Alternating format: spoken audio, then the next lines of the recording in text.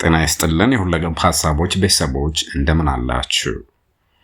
የኢትዮጵያ ወቅታዊ ሁኔታ ትንተና ከጦርነት አውድማ እስከ ፖለቲካዊ ሽኩቻ። የአማራ ክልል የጦርነት ውሎና የፋኖ ግስጋሴ። አንዳንድ ሚዲያ ዘገባ እንደሚያመለክተው በአማራ ክልል በተለይ በማዕከላዊ ጎንደር ሻውራ አካባቢ በፋኖ ኃይሎችና በመንግስት ሰራዊት መካከል ከባድ ውጊያ ተካሂዷል። በዚህ ውጊያ ከ120 በላይ የመንግስት ሰራዊት አባላት መማረካቸው ተገልጿል። ፋኖ በአሁኑ ወቅት የሻውራ ከተማን መቆጣጠሩን የገለጸ ሲሆን በደቡብ ጎንደር ጋይሳና ደብረ ታቦር ዙሪያም ከፍተኛ ወታደራዊ ድል ማግኘቱን ዘግበዋል። ዘገባው የመንግስት ሰራዊት ከፍተኛ የሰው ኃይልና የቁሳቁስ ኪሳራ እንደደረሰበት ይገልጻል። ይህ የሚያሳየው በአማራ ክልል ያለው ግጭት ወደ ከፋ ደረጃ እየተሸጋገረ መሆኑንና የመንግስት መከላከያ ሰራዊት በአካባቢው ያለውን ቁጥጥር እያጣ መምጣቱን ነው። የህወሓት ስውር ስብሰባዎችና አዲስ የጦርነት ዝግጅት ጭምጭምታ። አንዳንድ ዘገባዎች በሰጡት ሀተታ እንደሚያሳየው በትግራይ ክልል ከወረዳ እስከ ቀበሌ ድረስ ያሉ የህወሓት አመራሮች ተከታታይ ስብሰባዎችን እያደረጉ መሆኑን ጠቁመዋል። በእነዚህ ስብሰባዎች ላይ የሚቀርቡ ሰነዶች ትግራይ እንደ ቀድሞው የተከበበች አይደለችም የሚል ይዘት አላቸው። ህወሓት አሁን ካለው የኃይል አሰላለፍ አንጻር ጦርነት ቢነሳ 75 በመቶ የማሸነፍ እድል አለን የሚል ስሌት እያቀረበ መሆኑ ተገልጿል። በተጨማሪም የፌዴራል መንግስቱ ትግራይን በኃይል ለመቆጣጠር ዝግጅት እያደረገ ነው የሚል ማስጠንቀቂያ ለዲፕሎማቶች መላኩ ተዘግበዋል።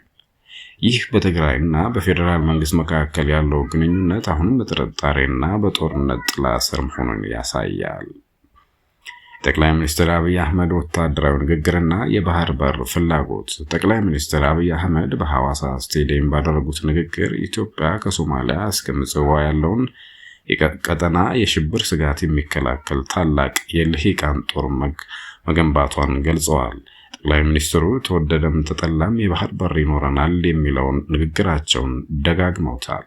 ይሁን እንጂ ዘጋቢዎቹ ይህ ንግግር በሀገር ውስጥ ያለውን ሽንፈት ለመሸፈንና የህዝቡን ቀልብ ወደ ውጭ ጉዳይ ለማስቀየር የታለመ የፕሮፓጋንዳ ስራ ነው ሲሉ ይተቻሉ።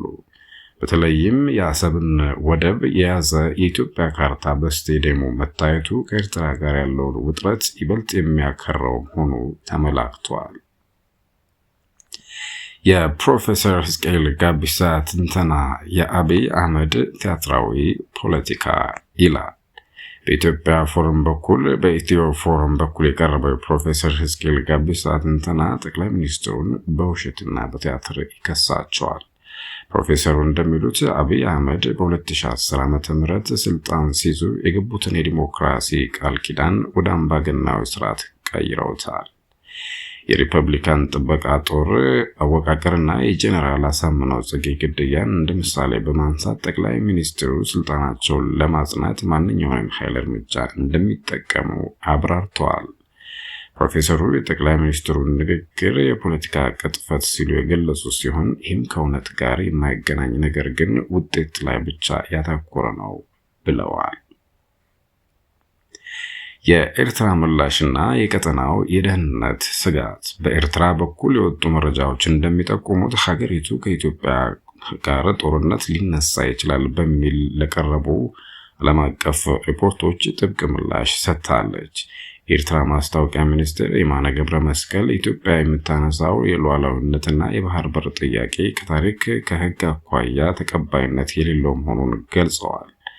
ኤርትራ የማንንም ዛቻ እንደማትቀበልና ሉዓላዊነቷ እስከ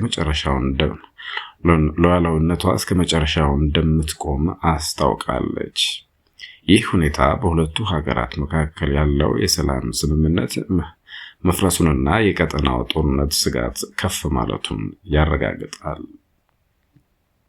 የሶማሊላንድና የቀይ ባህር ጂኦፖለቲካ። የሶማሊላንድ መንግስት ለአሜሪካ በግዛቱ ውስጥ ወታደራዊ ማረፊያና የማዕድን ቁፋሮ ፍቃድ ለመስጠት መስማማቱ በዜና ተካቷል። ሶማሊላንድ ይህንን የምታደርገው ዓለም አቀፍ እውቅና ለማግኘት በምታደርገው ጥረት ውስጥ እንደሆነ ተገልጿል።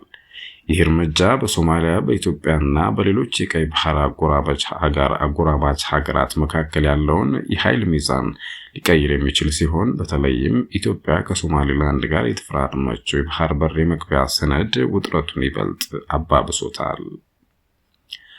ወደ ዓለም አቀፍ ዜናዎች ስናመራ በመጨረሻም